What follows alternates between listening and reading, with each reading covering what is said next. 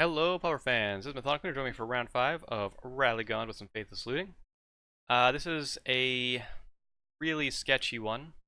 We do have white, which is what our deck needs to operate, and we have the combo in hand. So I'm going to go ahead and keep this one. We've been having terrible mulligans, and we've been pretty good at drawing a lot of lands, other than one time where we didn't draw any. So we're going to keep this. The way I looked at it is if this was a mull to 5 with the 2 extra Presence of Gons, this is definitely a very good 5.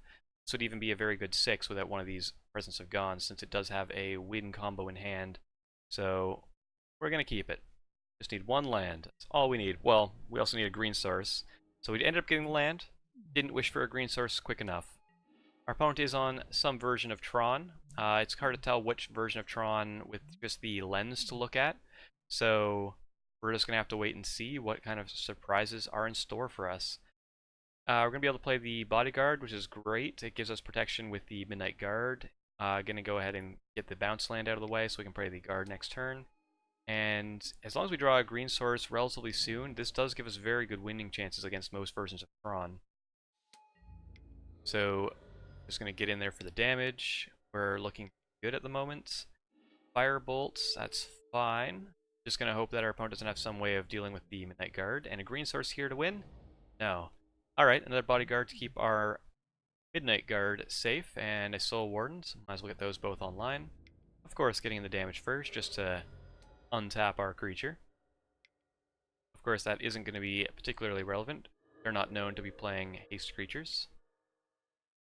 Our opponent is getting their draw on. So here they only have 3 sources online, so now that we have a green source, we're just going to go for it. Condescend does stop us, but outside of a Condescend, we are playing around Prohibit. They can't kill our guard. We're just going to go ahead and cast the Presence of Gond here, hope it sticks, make a bunch of dudes, which will gain us a bunch of life. If they start going Infinite Fogs, that may be a problem for us, but turns out it is indeed good enough. Our opponent scoops it up.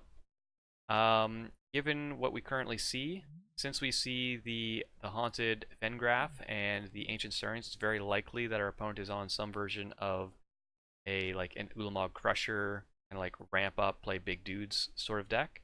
So going into game 2, we're going to go with that assumption.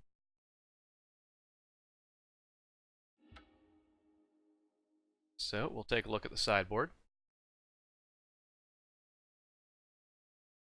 What we're going to do is we're going to bring in the 2 Journeys and the 2 Oblivion Rings, assuming that we need to get rid of Ulamog's Crushers and the like. We're going to take out some Soul Sisters. We don't really need to gain life if they're attacking those big, big dumb creatures. And take out 1 Cenn's Enlistment, and we'll call it good. Could have all been a trick. We may have needed the Pyroblast, but we will find out. Opening hand is great. We're going to keep it. Our opponent is mulliganing down to 6, and still doing pretty good. Opponent is casting Ancient Stirrings, assuming looking for the land, which they do end up finding. Getting our Bodyguard online. We could have, of course, played the Soul Attendant, but we want to play the Bodyguard just to kind of keep things safe, because we are going to be playing the Midnight Guard this turn, especially since we have found the Presence of Gond on the previous turn. So here, play the Midnight Guard, even though the Benevolent Bodyguard got killed. If our opponent doesn't have an additional removal spell to get rid of it, then we may just win on the spot. Fengren does mean that we're not necessarily going to win just yet, but our opponent is tapped out, so we're going to get down this Presence of Gond, and we're going to make a ton of creatures. Of course, it is very fast to make them if you don't have another trigger to put on the stack. You just make sure you yield to the Midnight Guard and make as many guys as you want, so we'll skip through that. I'm going to make 31 creatures here. We want to be able to stop 2 activations, or 2 triggers of the Marauder, plus a block, so this should be enough creatures. Our opponent is digging, most likely for a Moment's Peace or something like that. And they didn't find it, so we managed to go 4-1.